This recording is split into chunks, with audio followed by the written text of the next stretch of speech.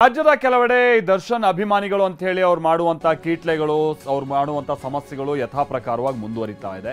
ರಾಮನಗರದಲ್ಲಿ ನೋಡಿ D boss ಅಂತ ರಾತ್ರಿ ಕುಡ್ಕೊಂಡು ಕೂಗ್ತಾ ಇದ್ರಂತಿಬ್ರು. ಪಕ್ಕದ ಮನೆಯವರು ಅಲ್ಲಿ ನೆರೆಹೊರೆಯವರು ಹಂಗೆ ಹೇಳ್ಬಿಡಿ ಮಕ್ಕಳೆಲ್ಲ ಮಲಗಿಯಾರೆ ಸುಮ್ನಿರಿ ಅಂತ ಅಂದ್ರೆ ಹೋಗಿ ಕುತ್ತಿಗೆನೆ ಕುಯ್ದಿದ್ದಾರಂತೆ. ಕುಂಬಳಗೋಡಿನಲ್ಲಿ ನಡೆದಿರುವಂತಹ ಘಟನೆ ಇದು. 40 ವರ್ಷದ ವೆಂಕಟಸ್ವಾಮಿ ಕುತ್ತಿಗೆಯನ್ನ ಕೊಯ್ದು ಫ್ಯಾನ್ಸ್ ಅಲ್ಲಿಂದ ಎಸ್ಕೇಪ್ ಆಗಿದ್ದಾರೆ. ಯಾರು ಫ್ಯಾನ್ಸ್ ಯಾರು? ಈ ಕನ್ಸ್ಟ್ರಕ್ಷನ್ ವರ್ಕರ್ಸ್ ಅನ್ನುವಂಥದ್ದು ಗೊತ್ತಾಗ್ತಾ ಇದೆ.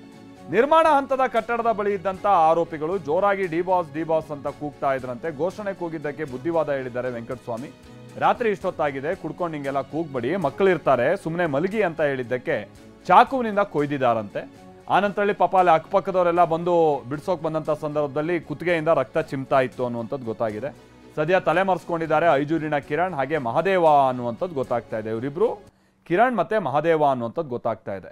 ನೋಡಿ, ಇನ್ನೂ ಯಾವಾಗ ಬುದ್ಧಿ ಬರುತ್ತೆ ಅನ್ನುವಂಥದ್ದು ಪ್ರಶ್ನೆ. ಯಾಕೆ ಈ ವಿಚಾರ ಅಂತ ಅಂದ್ರೆ, ಈಗ ಆಲ್ರೆಡಿ 3 ಜನಕ್ಕೆ ಬೇಲ್ ಸಿಕ್ಕಿದೆ ಅಪ್ರೂವರ್ ಆಗಕ್ಕೆ ಬಂದವರಿಗೆ. ಅವರು ಹೊರಗೆ ಬರೋಕ್ಕೆ ಸಾಧ್ಯ ಆಗ್ತಾ ಇಲ್ಲ. ಕಾರಣ ಅಂತ ಅಂದ್ರೆ ಆ ಶ್ಯೂರಿಟಿನ ಅವ್ರಿಗೆ ಫುಲ್ಫಿಲ್ ಮಾಡಕ್ ಸಾಧ್ಯ ಆಗ್ತಾ ಇಲ್ಲ. ಎಲ್ಲಿಗೆ ಬಂದಿದೆ ನೋಡಿ, ಆ ಫ್ಯಾನ್ಸ್ ಅಂತ ಹೇಳ್ಕೊಂಡು ಹೋದಂಥವ್ರ ಗತಿ. ಶ್ಯೂರಿಟಿ ಕೊಡೋದಕ್ಕೆ ಯೋಗ್ಯತೆ ಇಲ್ಲ ಅನ್ನುವಂಥ ಸನ್ನಿವೇಶ ಬಂದಿದೆ.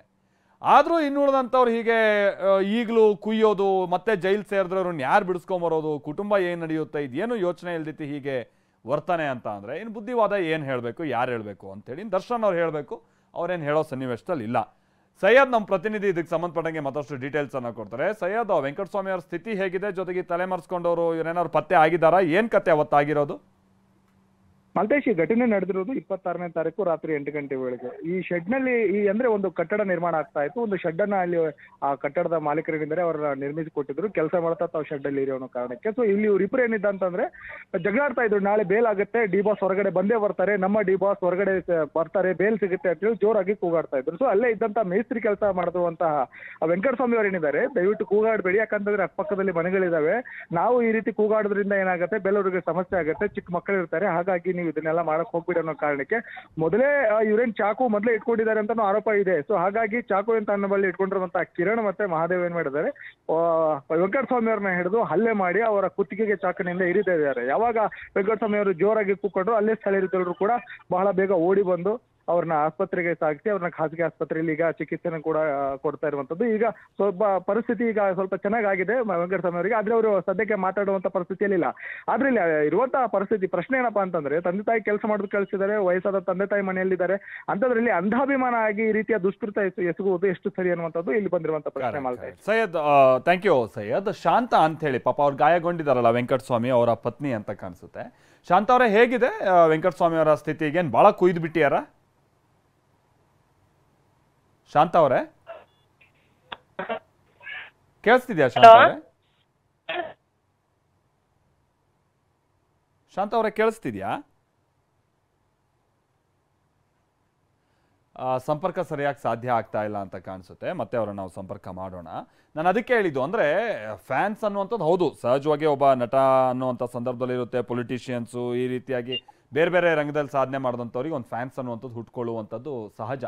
ಆದರೆ ಅದು ಮಿತಿ ಮೀರಿದ್ರೆ ಏನು ಸಮಸ್ಯೆ ಆಗುತ್ತೆ ಅನ್ನುವಂಥದ್ದು ಈಗ ಆಲ್ರೆಡಿ 100 ಉದಾಹರಣೆಗಳು ನಮ್ಮ ಮುಂದೆ ಇದೆ. ಈಗ ಯಾರ್ದೋ ಪತಿ ತೀರ್ಕೊಂಡಿರೋಂಥ ಸಂದರ್ಭದಲ್ಲಿ ಪತ್ನಿಗೆ ಬೇಡದಿರುವಂಥ ಮಾತು ಹೇಳೋದು ಇವರು. ಅದಾದ ನಂತರದಲ್ಲಿ ಅದಕ್ಕೆ ತಕ್ಕಂಗೆ ದರ್ಶನ್ ಕೂಡ ಚಪ್ಪಲಿ ಹೊಡ್ಸ್ಕೊಂಡ ನಂತರದಲ್ಲೂ ನಾವು ಕಾಲರ್ ಮೇಲೆ ಎತ್ಕೊಂಡು ಓಡಾಡ್ತೀವಿ, ಇನ್ನೂ ಹೊಡೀರಿ ಅಂತ ಅವ್ರನ್ನ ಪ್ರವೋಕ್ ಮಾಡೋದು. ಅದೆಲ್ಲ ಫ್ಯಾನ್ಸಿಗೂ ನಮ್ಮ ಬಾಸ್ ಹಿಂಗೆ ಅಂದರೆ ನಾವು ಹಿಂಗೆ ಅನ್ನುವಂಥ ರೀತಿಯಾಗಿ ಪ್ರವೋಕ್ ಮಾಡೋದಕ್ಕೆ ಸಾಧ್ಯ ಆಗುತ್ತೆ. ಸೊ ದರ್ಶನ್ ಮಾಡಿದಂಥ ಈ ಥರ ತಪ್ಪುಗಳು ಅವ್ರ ಫ್ಯಾನ್ಸನ್ನು ಬೇರೆ ಬೇರೆ ರೀತಿಯಾದಂಥ ಸಮಸ್ಯೆಗಳಿಗೆ ದೂಡಿದೆ. ನಾನು ಈಗ ತಾನೇ ಹೇಳಿದಾಗೆ 3 ಮಂದಿಗೆ ಈ ಪ್ರಕರಣದಲ್ಲಿ, ರೇಣುಕಾಸ್ವಾಮಿ ಕೊಲೆ ಪ್ರಕರಣದಲ್ಲಿ ಬೇಲ್ ಸಿಕ್ಕಿದೆ. ಹೊರಗೆ ಬರೋಕ್ಕೆ ಯೋಗ್ಯತೆ ಇಲ್ಲ. ಯಾಕೆ ಅಂತ ಅಂದರೆ ಶ್ಯೂರಿಟಿಯನ್ನು ಕಂಪ್ಲೀಟ್ ಮಾಡೋಕ್ಕಾಗ್ತಾ ಇಲ್ಲ. ಈಗ ದರ್ಶನ್ ಬಂದು ಶ್ಯೂರಿಟಿಯನ್ನು ಅವ್ರ ಕಡೆಯವ್ರಿಗೆ ಹೇಳ್ಕೊಡಿಸ್ಬೋದಿತ್ತಲ್ಲ. ನೋಡಿ, ಅವರಿಂದನೂ ಆ ಪ್ರಯತ್ನ ಆಗಿಲ್ಲ ಅಂತ ಕಾಣಿಸುತ್ತೆ. ಅವ್ರು ಇನ್ನೂ ಜೈಲಿನಲ್ಲೇ ಇದ್ದಾರೆ.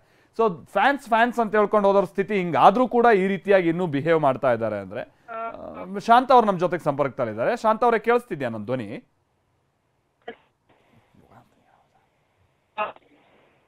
ಇಲ್ಲ, ಸಂಪರ್ಕ ಸರಿಯಾಗಿ ಸಾಧ್ಯ ಆಗ್ತಾ ಇಲ್ಲ. ಬಟ್ ಆ ಕೊಯ್ದಿರುವಂಥದ್ದು ನಾವು ತೋರ್ಸೋಕ್ಕೂ ಆಗಲ್ಲ. ಆ ಮಟ್ಟಿಗೆ ಕುತ್ತಿಗೆಯನ್ನು ಕುಯ್ದಿದ್ದಾರಲ್ಲಿ. ರಕ್ತ ಚಿಮ್ತಾ ಇತ್ತು ಅಕ್ಕಪಕ್ಕದವ್ರು ಬಂದಾಗ ಅನ್ನುವಂಥದ್ದು ಗೊತ್ತಾಗಿದೆ. ಅವರನ್ನ ಈಗ ಸದ್ಯ ಹಾಸ್ಪಿಟಲೈಸ್ ಮಾಡಲಾಗಿದೆ.